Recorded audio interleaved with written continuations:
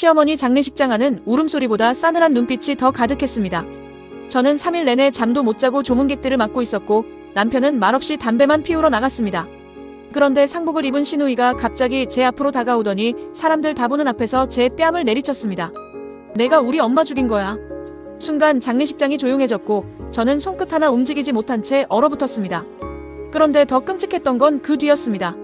아무도 시누이를 말리지 않았다는 거예요. 시어머니 친척들은 저를 노려봤고 남편은 고개만 숙이고 있었습니다. 그 순간 저는 깨달았습니다. 이 집에서 저는 가족이 아니라 평생 희생양이었다는 걸요. 결혼 전까지만 해도 남편은 다정한 사람이었습니다.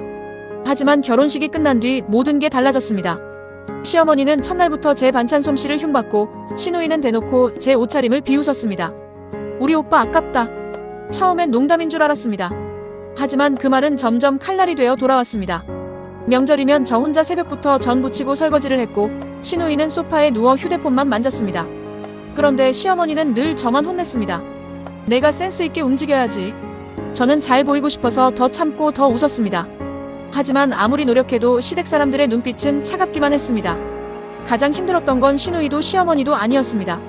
바로 남편이었습니다. 저는 매일 밤 울면서 말했습니다. 당신은 왜 내 편을 안 들어줘? 하지만 남편은 늘 같은 대답만 했습니다. 우리 엄마 원래 그래. 그냥 참아. 처음엔 가족 사이에서 난처한 건가 싶었습니다. 그런데 시간이 지날수록 알게 됐습니다. 남편은 저를 지키기 싫었던 게 아니라 자기 가족에게 미움받는 게 더 무서웠던 겁니다.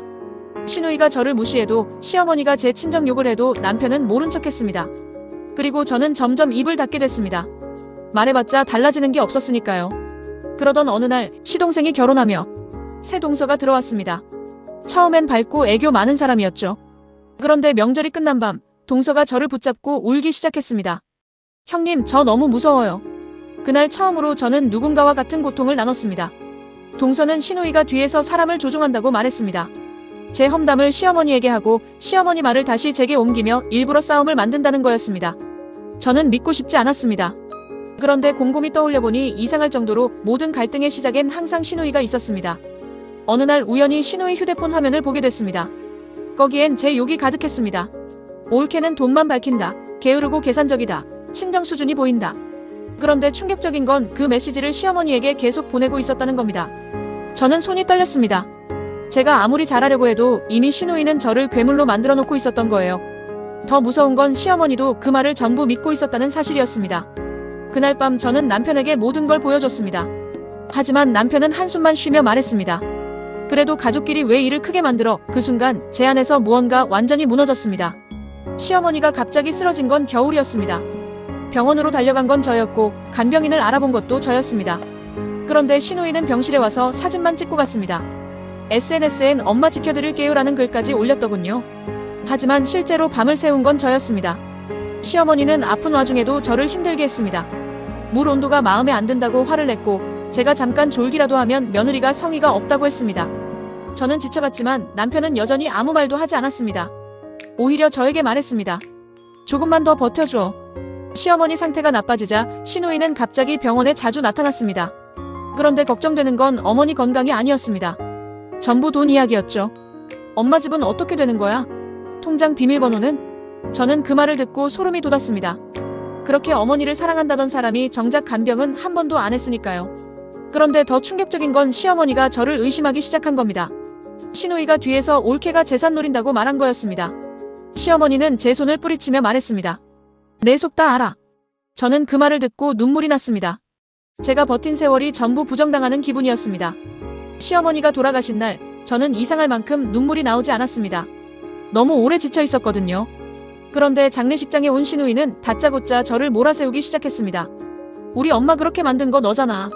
친척들도 수군거렸고 저는 끝까지 참으려 했습니다. 하지만 시누이는 갑자기 제 어깨를 밀치며 악을 썼습니다. 내가 며느리 노릇 제대로 했으면 우리 엄마 안 죽었어. 그리고 결국 제 뺨을 때렸습니다. 사람들 앞에서 얼굴이 돌아갈 만큼 세게요. 그 순간 저는 수치심보다 허무함이 먼저 밀려왔습니다. 평생 참았는데 결국 돌아온 건 이거였구나 싶었습니다. 그때까지 침묵하던 남편이 천천히 일어났습니다. 저는 또 모른 척할 줄 알았습니다. 그런데 남편은 시누이 손목을 붙잡고 처음으로 화를 냈습니다. 그만해. 장례식장이 조용해졌습니다. 남편은 떨리는 목소리로 말했습니다. 왜 항상 아내만 희생해야 했는데? 병간호도 집안일도 다 떠넘기고 이제 와서 죄까지 뒤집어 씌워. 시누이는 믿을 수 없다는 표정을 지었습니다. 시어머니 친척들도 술렁였죠. 남편은 결국 울면서 말했습니다. 내가 비겁했다. 가족한테 미움받기 싫어서 당신 혼자 버티게 했어. 그 말을 듣는 순간 저는 참았던 눈물이 터져버렸습니다. 장례식이 끝난 뒤 저희 부부는 시댁과 연락을 끊었습니다. 처음엔 남편도 많이 괴로워했습니다. 하지만 시간이 지나자 조금씩 달라졌습니다. 늘 눈치 보던 사람이 처음으로 제 표정을 살피기 시작했거든요. 어느 날 남편이 조심스럽게 말했습니다. 당신 그동안 얼마나 외로웠을까? 저는 대답 대신 울었습니다. 사실 저는 아직도 가족이라는 단어가 무섭습니다. 하지만 이제는 압니다.